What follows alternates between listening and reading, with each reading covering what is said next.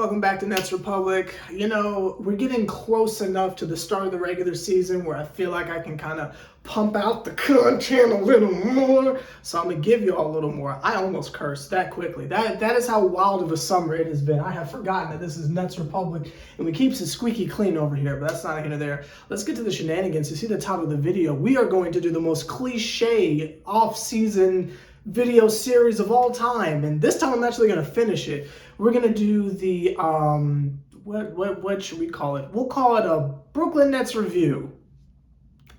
Wow, that is so corny. We're going to call it the Brooklyn Nets review. We're going to start with Kevin Durant because why not? And because he might not even be a part of the team within the next few months. So let's just go ahead and get this out of the way now. Let's start with Mr. KD. First of all, he's a bum. Second of all, he's not as good as you think he is. Third of all, he's a bum. Okay, see you next video.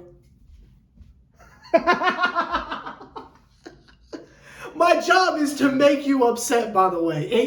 In case you were curious, my job is to get you all riled up. It's my literal job. Let's really have a realistic look at Kevin Durant.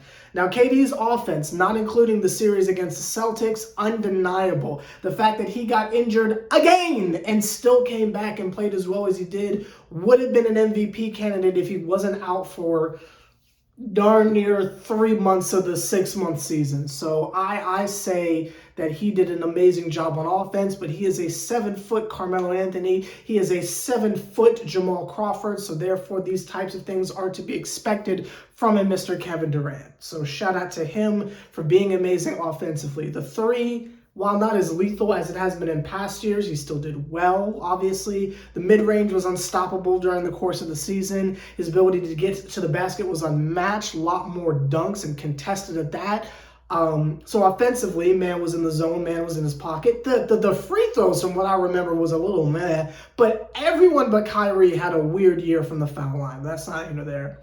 Defensively, I thought Mans played very well. I saw personally a lot more blocks than what we saw the year prior. It felt like almost he was in Golden State mode with the amount of blocks he was able to get. And the times that he was basically playing center because it was him and either Daron or him and Claxton or something like that. I felt like his defense really came through and shone in the sphere of getting blocks. Wasn't like he was getting steals, wasn't really jumping in the passing lanes like that, wasn't really playing any individual defense on anyone like that, just the block, specifically of the chase down nature or just coming down at the rim, straight rim protection type stuff, filling in the shoes of young Jared Allen, if you ask me. I thought he played well from that aspect of it, and for someone who really I've dubbed as someone that only is interested in playing offense, and that's about it, I feel like he made some steps to show his worth on the defensive end. And I think in his own way, that's a form of leadership, though he will tell you himself that he is no savior. I thought he played like one, and I think that aspect, there were a lot of regular season games we honestly had no business winning, and we were outmatched on, but we were able to do what we needed to do because of his defensive impact. Now, when it comes to facilitating, again, I thought, while not amazing, I thought there were times where he almost had several, and that's not something I thought, it's just facts. There were times where he almost had triple doubles because he was distributing the ball so well. But as soon as James Harden was gone, it was kind of up to him to facilitate the ball because Kyrie's not really interested in that. So it was either Patty Mills or Kevin Durant, and most of the time it was Kevin Durant. I thought he was good at passing out of the double team, unless we're talking about the playoffs. I thought he was good at looking for the cuts, making sure Claxton got involved. The few times that Blake Griffin did play, I felt like he was getting involved as well. LaMarcus Aldridge was always getting the hookups on the other side. As far as, getting his open shots on the elbows for the mid-range shots and all that, I thought he did a very good job, able to play well with Bruce Brown, which, God, I'm going to miss Bruce, but that's not here or there. I'm reminded every day that he's no longer on the team, but I think that's dope. I think that aspect is very dope. Injury-wise, he's Kevin Durant. He's going to get hurt at this point. So, had the knee injury, was out about 2 to 3 months. That's when the spiral really just, that's when it really started. That's when we really started to tumble down the Eastern Conference. I think at one point we had lost 13 games in a row or something like that before we eventually traded Harden. It was sad. Harden and Kyrie did not mesh at all. That was God in heaven, things did not go well. And I just think it's so interesting that the fact that he was able to play well with James Harden and those two were able to keep us afloat until Kyrie came back and gave everyone COVID, which is one of the most ironic storylines. Last year was a movie, I'm sorry. Last year was a feature film that we got to watch for free, and it's disgusting. You can't get stuff like that on Netflix, but you get recaps like this on Nets Republic. But that's not even there. What other aspects of KD can we talk about for this season?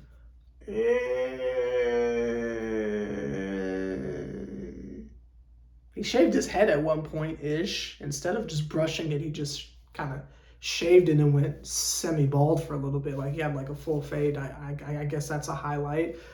We came to the realization that he doesn't lotion his ankles, so we learned that. We did learn that. We learned that.